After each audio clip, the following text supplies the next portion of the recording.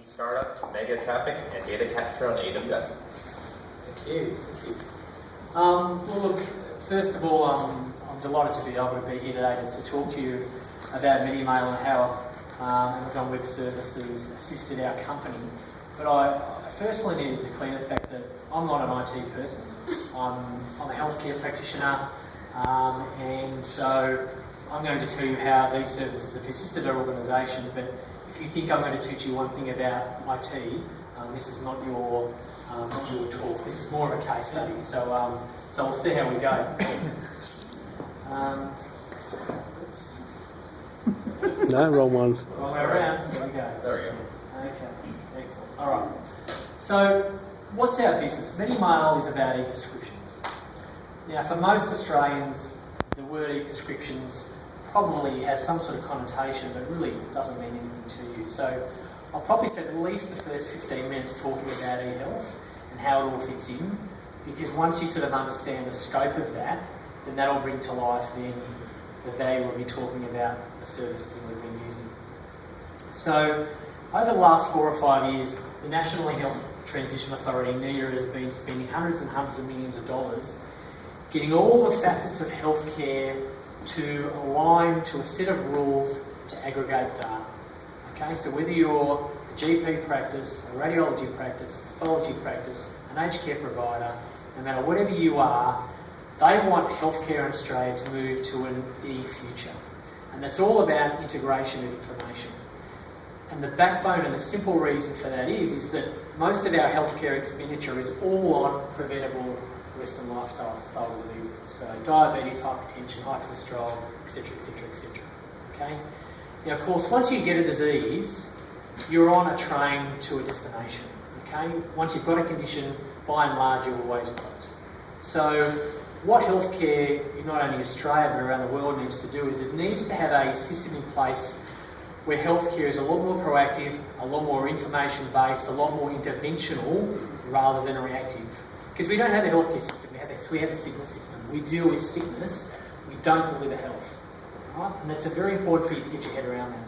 So, if you're going to start delivering healthcare in that manner, information and sharing information and getting to people and the message between their scone before they get sick and getting them out of all the bad habits and off the bad train on the good train is what healthcare needs to do.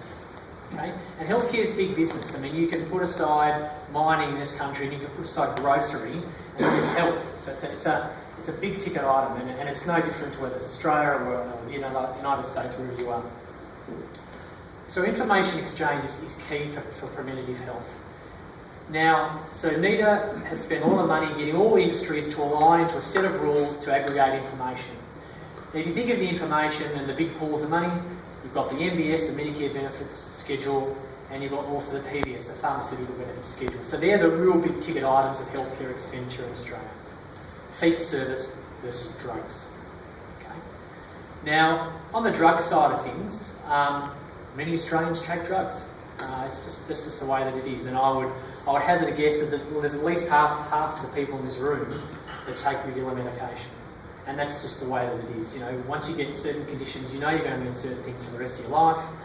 And once you have certain conditions, you know you're probably going to get other conditions as well, and that'll have you on certain things for the rest of your life. Okay, that's just how it is. So at the moment, for a typical Australian, if you want to go to the doctor to get your prescription for your blood pressure medication, you go to the doctor, you sit, you wait, doctor gets on his prescribing platform, types away, prints out a prescription, gives you the script. Okay, you need this script. Because the script serves two functions. Number one, it's a legal drug order. It enables the pharmacist to give you what you need because it's probably scheduled, there's rules around that. Number two, depending on what it is you're getting prescribed, that prescription is a check. And he needs that prescription to send to the government to get reimbursed for all the extra costs which you're not actually paying for. Okay, so we have this paper trail for provision of medication in Australia. So a couple of really big things are happening. So as part of this whole push towards e-health, the vast majority of GP practice softwares now do one special thing. They create an e-prescription. An e-prescription essentially is a digital copy of that typed out information. And so when he hits enter, not only does the prescription print on his printer, but a digital copy of that hits one of two national vaults through the cloud. Okay, and one's owned by the Pharmacy Guild of Australia. The other is, I think, is very much in tune with the GP side of the equation. But that information sits there, and it's been sitting there for the last 18 months. So there, as a consumer, you know, what's the advantage to us? Where's the benefit from all this infrastructure so far? And that's about to come into play, which is why MediMail was here. So from a consumer point of view, the only benefit that you get these days is that you get to walk into a pharmacy with your prescription and it's got a little barcode on the bottom. And the only benefit to you is that rather than him sitting it down there and typing in, okay, Dr. Gilblog, this is the drug, this is the name of the person, this is the date of birth, this is their address, this is the drug, this is how many repeats they are, what's the directions, 5 times over for whatever you're on. Now he just goes, pip, and that data feeds into his dispensing platform. So the only benefit at the moment is it saves you a bit of time, and most importantly, removes the ability for pharmacy error, because it does happen. You know, GPs sometimes subscribe the wrong things, hit the wrong keystroke. Pharmacists suspect the wrong things because they hit the wrong keystroke. So where's the benefit? So the benefit is going to come because MediMail is a consumer portal for that information. So now, when that information hits the cloud, every Australian citizen has a Medicare card by and large, and if you've got a Medicare card, you have an IHI, which is an individual health identifier. It's the Australia One card number for healthcare. And you don't know that you've got it, and you'll probably never think you need to use it, but you've got it and it's there and it works away, chugging away. So every prescription now that hits the cloud in Australia has this little IHI sticking out the top, floating around along the sky. So our portal really is a consumer portal of that information. As soon as you enrol online to our website, any prescription with your IHI on it, which is linked to your Medicare card, now flags straight into your file, and all of your information now flows in like you were shopping for Coles online. Okay, so all the repeats that you've got, all the prescriptions, all the originals, all the old scripts, all the data around that is now completely accessible by you within 3 seconds of it being prescribed by your doctor. So that's pretty neat. And there's lots of benefits of that for the consumer. But the real so what, essentially, for the consumer in Australia is that from July 1 this year, and I say that with a grain of salt because this was supposed to happen last year, it didn't. But from July 1 this year, the PBS goes paperless, which means that as a consumer, you no longer have to have the piece of paper to prove that you can get your drugs, and the pharmacist no longer needs the piece of paper to get paid for it. Okay? So the implication of that is quite, well, it's huge. Because once this comes into play, you never have to walk into a pharmacy ever again. Okay? So you can be here in this conference and you'll come along away without your medication for the last 2 or 3 days and you think, oh my God, I've left it at home, I haven't got the script. And you'll simply get online because you're registered and you'll order it, and there's options of whether you want it put in any parcel, whether you want it overnight, whether your local pharmacy is going to deliver it, whether you're going to pick it up from your local pharmacy, or whatever the case may be. So you never have to go there again, and your prescription, no matter where you are, will follow you around as if it's in your electronic device. So that is a huge implication for you as a consumer interface in terms of how you now engage with this process, because really, patients in Australia have always been, a victim to the system in terms of we have to see the doctor, we have to do this, we have to see the pharmacist. Now, it's all reversed. You're now going to be in control of your medication, where and when and how you get it. Okay, it's going to change the ball game of how pharmacies deliver in this country. And there's still quite a lot of people out there that haven't quite figured it out. So, if you can think of the number of prescriptions that get written by GPs every year, and then think of the number of repeat events to that, which might be 3, 4 or 5, it's a lot of scripts. Okay, so there's 5,500 pharmacies in Australia churning out prescriptions as hard as they can all day, and for some, quite into the night. So if you can think of that, you can now see that this new application is going to be really for our industry what digitisation was to the film industry. In 10 years' time, like my son, I've got a 10-year-old son, and he's never seen a film that goes into a camera. And the other day I got out my old trusty Minolta because I don't know why it was on the top of the cabinet. And he asked me what it was, and he said, "Why is the holding back?" You know, he didn't get it. You know, you just take the photos down, and you're on your iPod, and I delete what I don't want. And, you know, what century are you born on? You know, born in, and this will do to prescriptions and to how we perceive getting medications to what, you know, digitisation did to the film. So it's a massive mind shift. You probably are all here sitting now going, "Well, that's pretty neat, didn't know that." And the reality is most Australians don't know it. But the message will come, and you know, we're the first, and I can assure you we certainly won't be the last. Righto, done that slide. So from our point of view, we could see a great opportunity, but you know, think about being entrepreneurs. It's always a balance between optimism and trepidation. So as a startup, we had to test our business, and we had to not only trial our platform, test consumer acceptance, marketing, and all the bits and pieces that come with launching a new business, but do so in a manner that we could invest on the platform in terms of what we can provide the consumer.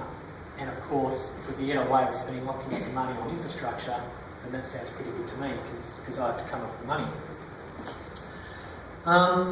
So from our perspective, we needed to come up with an ability to test and control our business. So what did we do? So we came up with an integrated e-commerce and e-prescription platform. And look, you know, e-commerce needs no introduction. You know what it is, you've all done it before. And the e-prescription platform sits within that. Provides a very typical e-commerce experience to users. And really now, from a consumer perspective, you sit at home, whether you're on your desk, at your work, in front of your television, and you've got your own home dispensing platform. Because you can see it all. You can set how often you want your medication to come to you. You can set if you forget to take a medication to have those medications put into a dosage administration aid in front of your door. You can do all sorts of things which basically make taking a medication very, very simple. We obviously spent a fair bit of time studying the market, and we executed a test strategy with Australia Post where we tested the software, the marketing, the proposition, and all the bits and pieces in 27 regional towns in Victoria. Because, like anything, you know, you think you get it right the first time, you never do. You make plenty of mistakes, and we learn lots of valuable mistakes and valuable lessons in that first round of execution. So what we learned was that we had a really good platform, selling a service that really a lot of people really didn't know much about, and that was, I suppose, you know, a lot of the key learnings that we had to go through. So, oops, hang on. So you can read it? Because I can. Okay. So in terms of architecture, what were going to be sort of our requirements that we needed? So we knew we needed an end-to-end solution because we had an e-commerce component to the system, we had an integration component to one of the national vaults.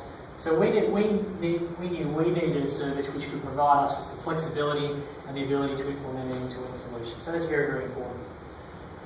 We've used a number of third-party services as well to get us to where we needed to be. The next point which I'll touch upon in a second was security. You know, we're not selling groceries here. We're selling medication which therefore defaults to a disease state which you've got in a medical condition. And you know, most people are pretty sensitive about that. You know, people don't like other people to know that they've got medical problems, even though most of us do. We know that in the future, once we aim to pick up 10% of the PBS, that we are going to have lots and lots of data. So we're going to need to have an ability where we can scale up to something that holds a lot of bytes. We also know that our customers are going to engage with us, whether they're at home, whether they're at work, whether they're on travel. So we needed some flexibility there as well. And we knew that we needed to start somewhere small and then go from there. So we had to make, obviously, some architectural decisions, of course, which I had no expertise whatsoever. But, you know, thankfully we were with a very good partner, and we needed to discuss some of these key points highlighted here. So number one was capacity planning. So in terms of, yes, we've got to start out small, but not too many people accessing the system. And then as we pick up more customers, as we pick up alliance partners, whether that's a large network of nursing homes. So if you're a large nursing home provider, one of 500 nursing homes with 250 patients at each. So suddenly you've got lots of people who are going to use their information on a daily basis, because especially in aged care, it's not unusual for someone to have a medication change once a week. Okay? You think about that. I mean, most people in this room now, you might have a medication change once every 2 years, if you're lucky. But once you get into aged care, I mean, often that happens every week. Your regime's constantly changing, as we try to keep everybody alive. Security, massive thing for us, considering the type of data that we're dealing with. Speed and agility. We had two issues with speed and agility, because we wanted to be the first to market, and we are. But also we wanted to be agile in terms of the fact that we're entrepreneurial, and we wanted to have principles of adhocracy and not bureaucracy, and not be tied down to a certain way of doing things, and being tied down and not being able to react to our consumers' needs in the way that we designed our platform. And we needed something that was going to be available and repeatable and robust, that we knew that we could count on. And again, I'll probably touch more upon that in the future. So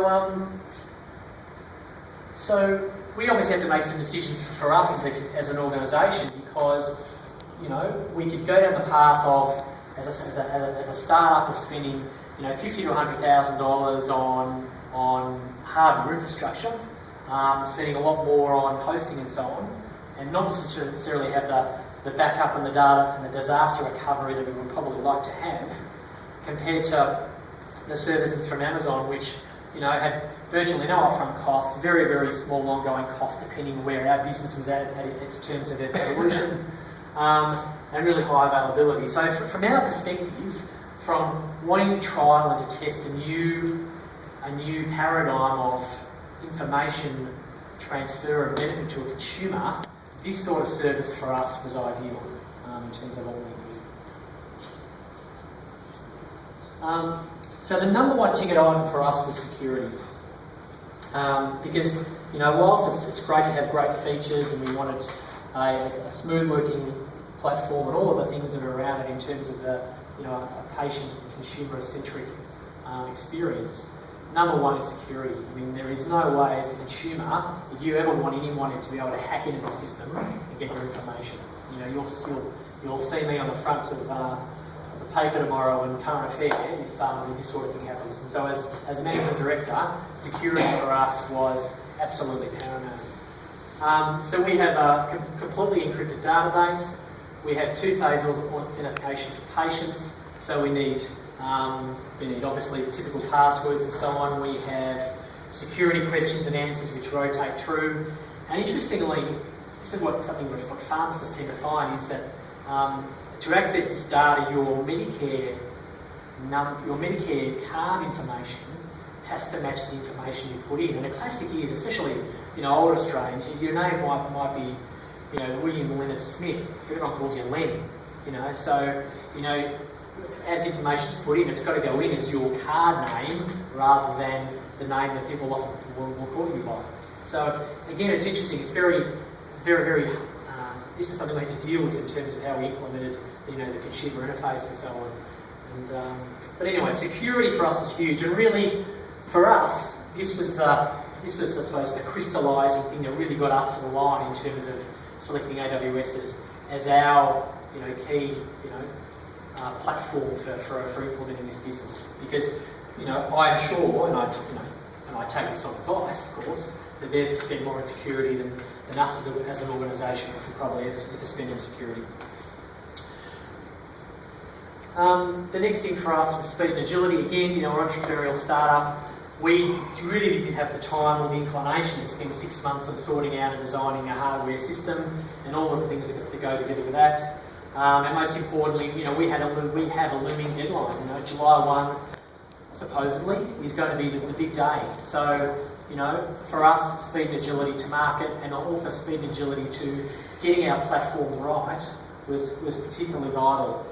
And this was, really brought to life with our infrastructure partner, because their infrastructure and development team were all in the same office. So as our application came to life, as we would, use it in a better environment and start to tweak it, we continually had to massage the baby until it was born. And so this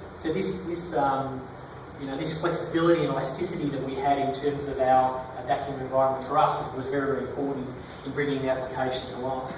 I think that probably sums that slide up pretty well. Next thing, you're on conference and you want to order your blood pressure medication. Our platform can't be down. We have to have a redundancy and a plan which is, as watertight as it can possibly be. And I'm no IT person, however, I know that if you've got a pretty good application, if something goes wrong, it's normally hardware. So for us, having a solution that we knew if something happened, because we knew the application's perfectly fine, we needed a system which we knew we had some redundancy, that we knew we could be back up, really in minutes in a new environment that would work for us and work for our consumers. I suppose the next part in terms of scalability, you probably know all this, we can really increase our capacity based on the load that we're getting, really very easily. And we'll continue to do this as the businesses continue to grow and evolve. So, our architecture looks a bit like this, I suppose. We've used a number of enterprise softwares to get us where we are. We can scale up the demand very easily. Apparently, we've scaled up to 10 nodes if we needed to, and then down if we haven't. I have no idea what that means, but I'm sure that you do. Our Epidec score, again, is 1, so apparently that's really good. So again, that makes me happy because, our customers are happy with the availability and the customer-centric nature of our software and our platform. And this is one point here that I haven't really touched upon yet, which is data. Because even though we're, as a core an e-prescription business and introducing the benefits of that to our patients, the data is important for us because out of that information comes the awareness of disease state of condition, of where you are on the train of your wellness train in your life. So the thing about pharmacists really is that pharmacy is a value-added retail model. They think they're in healthcare, but they're not. They're in supply chain. Right? So for our industry needs to migrate into healthcare. It needs to start giving value and not having ad hoc interaction with the consumers, but much more reliable, reproducible, and repeatable interactions with customers, which adds value. So the beauty of having access to all this data, and some of the reporting that we've been able to wrap around this information is fantastic, is to be able to hit consumers between the eyes with really, really important health messages about compliance to the medication, all of the primary prevention messages of which they need, which are designed to make them and keep them healthier for longer. Because one thing is for sure, we're all going to end up sick and we're all going to die. So really, I don't know you, but for me, that destination, I'd rather make as far down the hall as I possibly can and enjoy myself as much as I can along the way. And I suppose that's where healthcare will go. And the power of this information, the way we can deliver healthcare services, whether that's cognitive, in terms of I'm just telling you something you need to know, or whether that's fee-for-service because I'm actually intrinsically giving you a service which either you or the government's paying you for, and to be able to target you based on what you need is very, very important for our industry moving forward. And in fact, I think it will probably be the saviour of our industry, I would probably predict. The other thing that this platform using AWS is provided with is, the ability to store and to utilise data at a really low cost. I mean, 10 megabyte, which is, a USB key, pretty cheap. And even once we get up to, higher quantums of cache, I know that our storage requirements and plus our baseline hosting, costs really is nothing. I mean, it's less than I would pay, a middle-level manager to administer an IT platform or my IT planning, let alone what I'm actually getting for it. So for me, as an entrepreneurial startup, as a new business, growing as we are, I mean, this to me is a no-brainer. And I suppose, how did we get where we were? Now, I don't work in the IT industry, so as is often the case with these sorts of things, you don't just get on to Google and Google Cloud Web Services and find the person that you need. It's a little bit esoteric. So, I was quite fortunate that I knew someone who was